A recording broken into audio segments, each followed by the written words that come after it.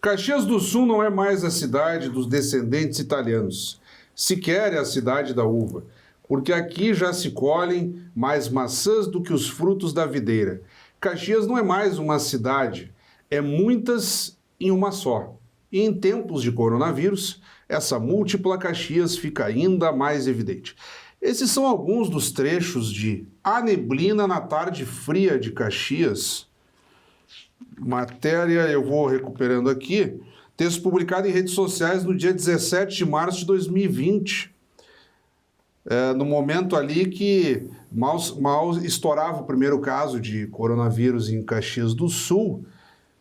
E aqui, digamos assim, já compondo essa coletânea de reportagens e crônicas, o título que provoca e ajuda a englobar aqui este livro, recentemente lançado em Caxias do Sul, Neblina na Tarde Fria, reportagens e crônicas do meu amigo jornalista Marcelo Muyol, obra que, a propósito, foi a segunda mais vendida nesta recém-encerrada 38ª Feira do Livro de Caxias do Sul, e o Café com Letras que retorna aqui ao estúdio da TV Câmara Caxias, canal 16 da Claronet, depois de um período lá na Praça Dante Alighieri, sentindo o ambiente de Feira do Livro. Marcelo, uma honra tê-lo conosco aqui, e parabéns também por esse resultado, né? Os leitores acolheram bem a tua obra. Obrigado, deixando na segunda colocação. Né? Pois é, obrigado pelo convite, antes de mais nada aí, a presença. Tá lá, consta que é o segundo lugar. Mas eu creio que sim, foi uma boa repercussão, estava bem bacana o dia. Aliás, para corroborar com a capa, com o título, estava uma noite fria, né? Um fim de tarde frio em Caxias, 8 graus. Quase que eu trouxe a neblina e o pessoal estava bem chateado comigo, mas foram me prestigiar, estava bacana. Eu lembro do Thiago Marcon. O Thiago Marcon, ele é arquiteto de carreira da prefeitura e escritor também. O Thiago postou uma foto e disse, teve chuva e teve neblina. Tava feio o tempo, mas tava bacana. Para corroborar com a... Nós batemos em quantos mil exemplares vendidos o número final mesmo? Porque eu vi só a segunda colocação. Tu tens não tenho a quantidade exata, não sei. Não vi. Mas ficou entre os mais vendidos. É o segundo, a segunda obra mais vendida. Isso. A Secretaria sempre divulga a lista dos 10 mais vendidos ali como literatura e também literatura infantil e juvenil. Uhum. E aí estava entre os literatura adulto, como eles chamam, estava o segundo mais vendido. Como é que tu recebes isso? Porque, assim, é uma coletânea de textos. Eu comecei aqui por um publicado em rede social. Tá? É o único inédito do livro. Porque daí ele foi escrito numa tarde de 12 de março, um dia depois de ter sido anunciado o primeiro caso de um caxiense contaminado pela Covid-19, que se deu em 11 de março. Né? Tratava-se de um homem de 42 anos que havia chegado da Itália no dia 29 de fevereiro e já sentido os primeiros sintomas. Então era no calor ali, quando a cidade deparava com a Covid-19 e ninguém entendia muito bem o que estava acontecendo. Alguns achavam exagerado fechar o comércio. Bom, isso foi uma discussão ao longo de toda a pandemia e que ainda persiste até hoje quando é levantada essa pauta. Mas, enfim, tu estavas ali no calor. Depois, o restante dos textos, crônicas, mas, sobretudo, matérias, reportagens de jornais, elas são recuperadas. É aquela coisa, mas o texto tem mais de 10 anos ou tem 5, 6 anos. Às vezes a pessoa não leu na época ou não se lembra direito, então acaba se tornando um pouco inédito também, Sim. né? Acredito que foi por isso, talvez, que os leitores foram atrás, né? Sabe que foi curiosa a questão da seleção dos textos, né? Quem me ajudou nessa curadoria foi o Dinarte Albuquerque, que é o meu primeiro editor em trabalho registrado lá em carteira, que é o jornal Folha do Sul. Foi meu primeiro editor, entrei na editoria de variedade, escrevendo sobre cultura. Isso em meados dos anos 90. Final dos anos 90, mas o Folha do Sul já é início dos anos 2000. E essa virada aí. E aí ele acaba se tornando também meu primeiro editor de um livro.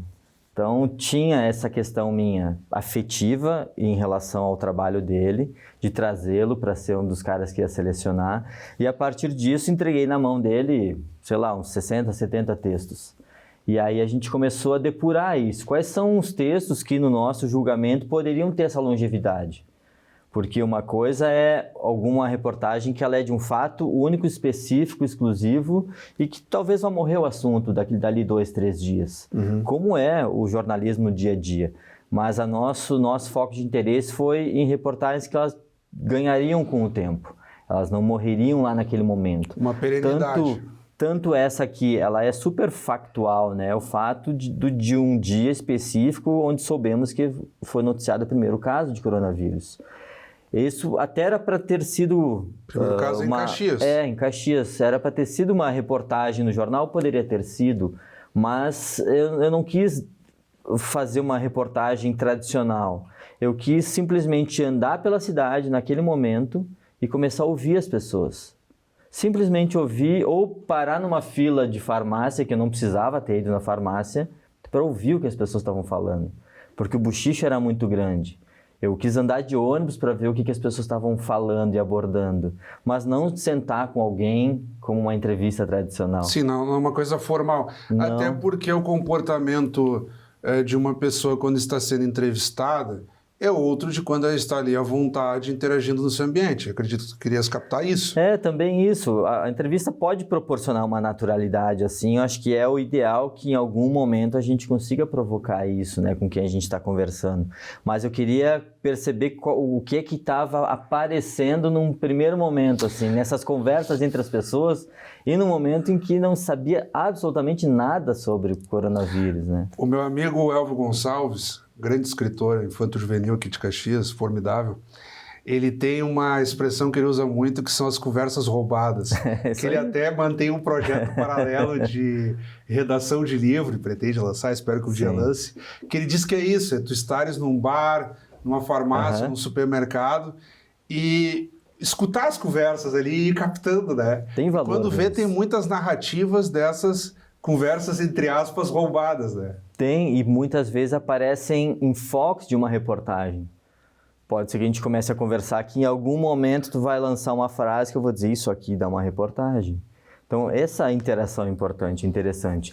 Agora, a partir disso, a gente começou a avaliar quais textos poderiam ter mais essa longevidade que eu falava e também um olhar sobre a própria cidade.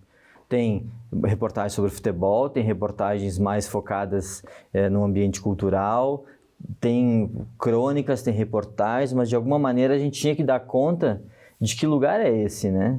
A partir desse meu olhar, a partir da interação com pessoas, que é o que eu acho que é o mais importante no trabalho que eu faço, assim, né? Eu vou começar pela exceção, tá? Porque, embora o livro seja mais focado em Caxias, ele também dá conta de um período da tua vida que se deu em Portugal. E isso ganha uma atenção tanto aqui no prefácio, que é assinado pelo jornalista e professor Felipe Boff, que é a tua passagem por Lisboa. A propósito, nós estávamos comentando isso antes da entrevista e eu acabei perdendo aqui a reportagem, mas eu já localizo. Como é que se deu esse período teu lá em Lisboa e que ganha atenção aqui, até com direito a uma fotografia muito bonita aqui da praça que ganha o nome do lendário poeta português Luís de Camões, e que faz todo sentido aqui, dá um recheio especial para o livro. A ideia também de algumas das reportagens é ter imagens, ter fotos, justamente para dar uma dimensão do espaço. Se a nossa equipe puder pegar, já abre até com um trechinho aqui. Um soneto de Camões. O tempo, o claro dia torna escuro, e o mais ledo prazer em choro triste. O tempo, a tempestade e grã bonança. E aqui também há um exercício de redação se permitindo as citações poéticas também, né? Gostaria também de ouvir da tua parte esse exercício de variação de formato aqui. Sim, é interessante esse texto, a defesa de constar no livro, sim, é por essa minha passagem por Portugal, a minha relação com poesia, que eu sempre fui e me mantenho como um ávido leitor de poesia, e é o segundo texto em que eu faço essa brincadeira. Esse texto foi publicado, acho que foi 2019, se não me falha a memória. Já vou pegar aqui, porque eu estou com ele. Foi no Pioneiro.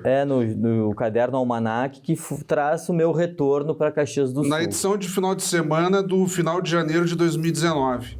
Isso aí. No caderno Almanac, isso aí. E aí, o que eu vou conduzindo nessa abordagem? Por onde anda Camões? Onde andará Camões?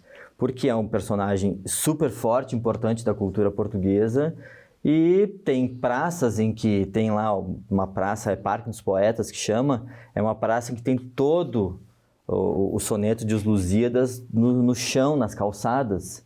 E ele tem em vários lugares, né? A gente tem ali a foto, ele tem um busto na praça, ele tem uma estátua numa praça, etc.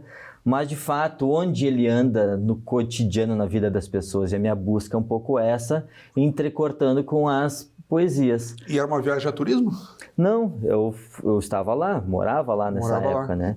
E aí ocorre o seguinte, tem um texto que eu publiquei anos antes no jornal Já o Caxiense, que eu fazia cobertura esportiva, em que eu escrevo uma resenha de um caju. Essa resenha do caju chama A Poesia de um Clássico. E eu faço também essa mesma abordagem. Escrevo uma crônica sobre o jogo, entrecortando com poemas do Oscar Bertoldo. Só que o poema, diferentemente aí no caso de Camões, o de Camões ele me dá pistas desse Camões, por onde ele anda. Lá A Poesia de um Clássico, a gente pega um poema do Oscar Bertoldo, eu vou cortando com essas abordagens sobre o jogo, mas em nenhum momento o poema do Oscar Bertoldo se trata sobre uma disputa, sobre partida, sobre duelo, sobre nada disso. É um poema onde ele está falando sobre o ato e o ofício dele de escrever, de como é que é o trabalho de um poeta enquanto escreve. Sim, tu conseguiste adaptar, digamos assim, então, transformar numa alegoria, né? Fiz a questão de a gente abordar, e é algo que eu tenho Estou como... com o texto aqui, A Poesia de um Clássico. Isso aí. Em que eu acabo... É um perfil que, não porque eu acabei, sei lá, forçando chegar nesse caminho. Foi muito natural. O Felipe foi um dos que me chamou a atenção com relação a isso. Tem leitores que às vezes conversam comigo, que encontram essas janelas poéticas, seja numa crônica, seja em reportagens, e eu acabei entendendo e compreendendo isso e encaixando muitas vezes. Né, esse olhar mais poético sobre um olhar olhando para a cidade ou para um personagem ou para aquilo que o personagem me fala, ou de fato usando poema para corroborar um texto jornalístico que eu esteja fazendo. Antes de nós fazermos a pausa para as dicas do autor, o livro ele tem também, nós insistimos aqui muito nos espaços, na possibilidade do clássico caju, que mexe com a identidade da cidade. E um evento muito caro para Caxias do Sul é a Festa da Uva. Uhum. Uma das reportagens que tu escolheste aqui, e para mim foi uma grata surpresa, porque o Paulo Roberto Gomes da Silva é um amigo pessoal meu, grande colorado, parceiro, e ele trabalha na Frasle, e tu pegaste a participação empresarial, aquele lado bem firme das exposições que acontecem durante a Festa da Uva, de venda de maquinário ou de exposição do próprio ethos industrial caxiense, e o lado dele também se envolver numa espécie de teatro. Grupo de teatro, na época. Grupo de teatro, de sketch. Exato, aqui está descrito como sketch. Programas dentro de círculo de controle de qualidade, enfim. E aí aqui ele com uma... É um negro identificado com uma paródia do filme Matrix, aquele papel do Morpheus.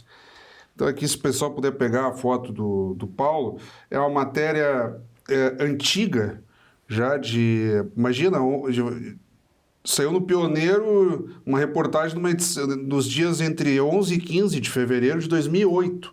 Nós estamos tratando aí de 10, 15 anos já. E depois, nos mesmos dias, a RBS também veiculou em forma de documentário essas matérias em capítulos do Jornal do Almoço.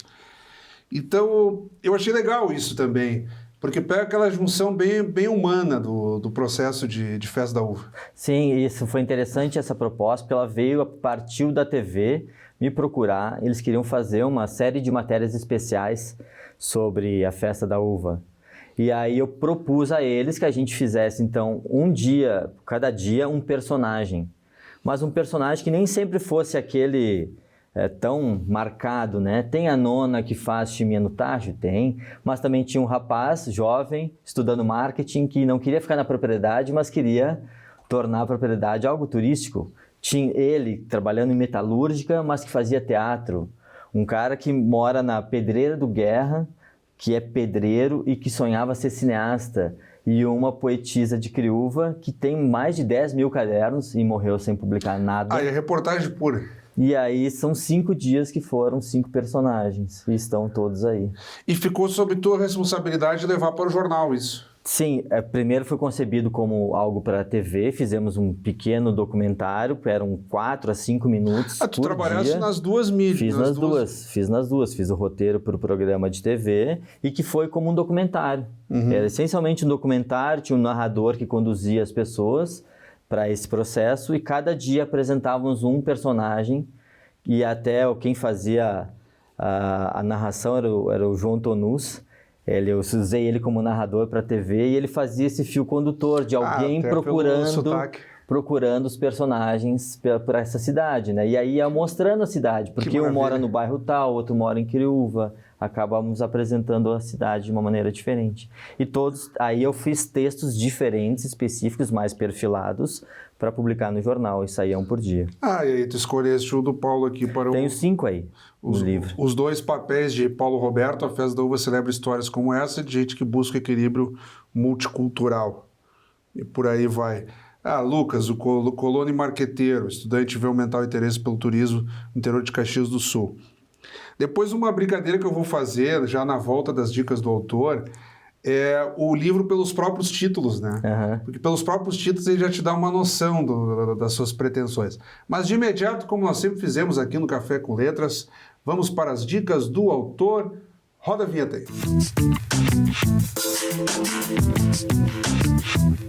Então, nas dicas do autor, recebendo aqui meu amigo jornalista e agora escritor, já com seu primeiro livro, Neblina na Tarde Fria, Reportagens e Crônicas, nós vamos dar um tempo na abordagem da obra.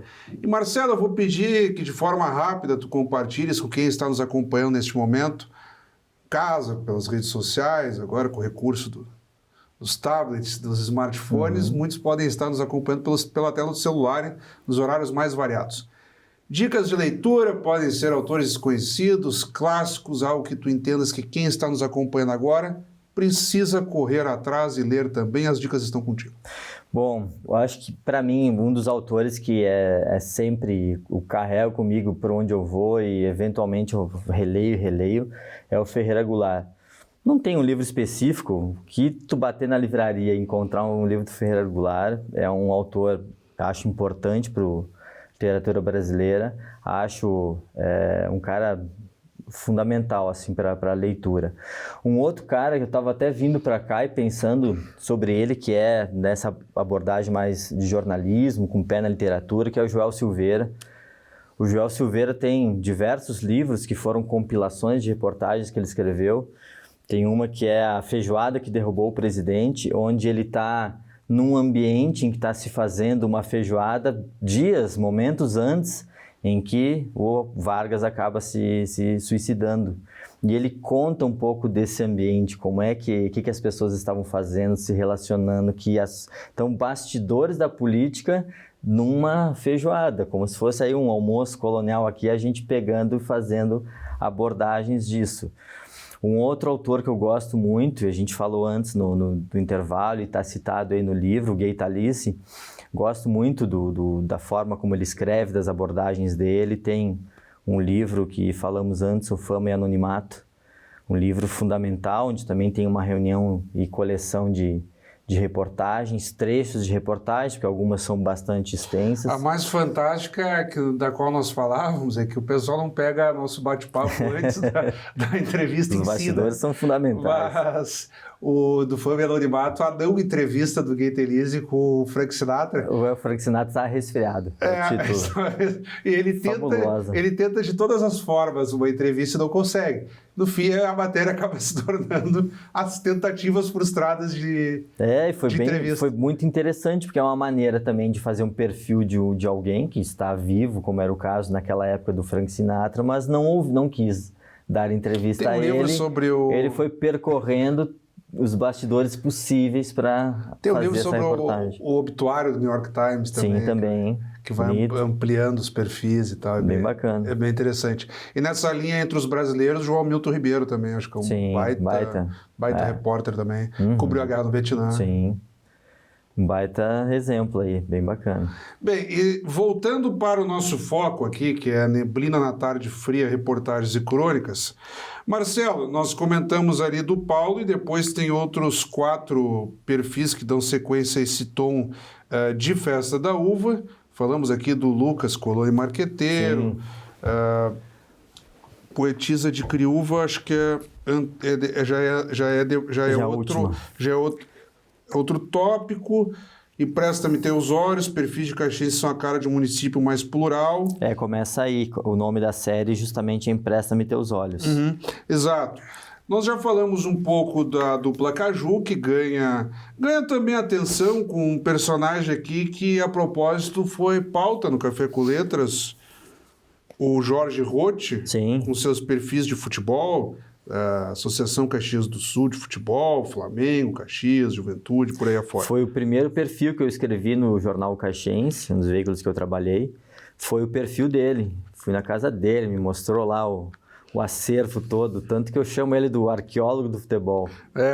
Então aqui nós damos conta disso. Depois nós começamos a entrar, seguindo nessa toada dos personagens, lição da professora Vera, professora de Vacaria, estende em varal de casa lições para seus alunos, um jeito um pouco mais descontraído, de interatividade com os próprios alunos. Não, e essa era durante a pandemia, então ela acabou estendendo as atividades. E além das atividades, ela colocava no saquinho ali lápis, borracha, lápis de cor, para que os pais pudessem ir até ali, retirar atividades para que as crianças continuassem fazendo algum exercício durante esse período, que não haviam aulas presenciais, para que as crianças não perdessem muito nessa questão durante a alfabetização. Depois nós entramos aqui. A área cinematográfica ganha atenção numa das matérias escolhidas aqui.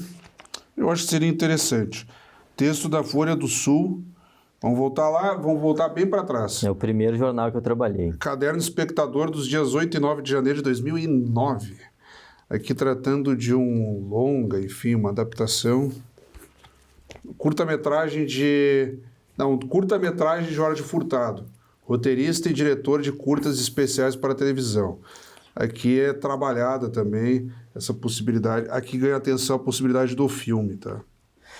Essa é uma entrevista que eu fiz com o Jorge Furtado. Na época ele estava filmando um curta-metragem chamado Sanduíche, em que ele literalmente levou para uma praça, levou lá um palco e fez o cenário do filme.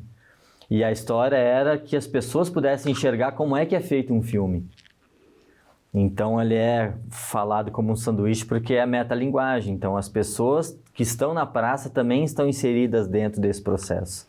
E as pessoas enxergam aquilo que é verdade e aquilo que é mentira para a realização de um filme.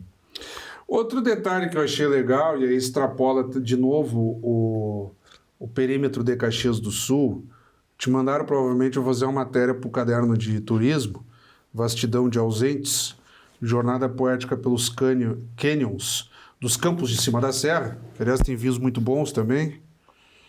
Tomei uma vez um de muitos capões, espetacular. É mais para cima ainda de São José dos Ausentes. Reportagem publicada no caderno de viagem do jornal Zero Hora, em 25 de fevereiro de 2020. E é interessante aqui, porque em vez de fazer um simples serviço, conhece tal lugar que é rico pelos seus canyons, você pode se hospedar em tal lugar, não sei o quê. Tu te detém a fazer um perfil do lugar aqui. Praticamente. Até com poemas, com trechos de canções, é citado aqui o cantor e compositor Vitor Ramil, a quilometragem, é citado também Jaime Caetano Brown, ou seja, aquele serviço mais de bate-pronto, até os sites das agências podem dar, né? Mas daqui a pouco esse perfil aqui não seria tão fácil de constituir. E tu brindaste os leitores com isso. Essa é uma história que também fui convidado na época a ir para lá. Fiz essa matéria para o Caderno de Viagem, fiz um outro para o Caderno de Economia daqui de Caxias, do Pioneiro, que é o Mais Serra. Então, 2 reportagens totalmente diferentes. Então, como eu já tinha feito uma que era uma questão mais econômica, o que é que está se fazendo, o que é que está se produzindo, o que é que está se projetando para essa região. Se é caro ou barato passear lá. Nesse momento, a ideia era abordar que lugar é esse, né? A partir da história do lugar. Por que ausentes, né? Fica isso assim, não vou explicar por quê, leiam o livro, mas tem o sentido, uma explicação. Por que ausentes? A gente tem a partir do nome, né, da palavra, a gente imagina algo, mas tem ali uma explicação histórica sobre isso. E também eu quis dar essa dimensão de qual é a sensação de estar num lugar como aquele, que é único. A gente pode falar de canyons ao redor do mundo, mas nesse lugar específico, ele é único. E a gente se vê tão pequeno lá de cima, né? Muito, a gente enxerga isso, é o que dá o título ali, é uma vastidão, né? Algo que não tem fim. Aqui a gente cada dia mais tem arranha-céus, e a gente nosso olhar já fica tapado, né?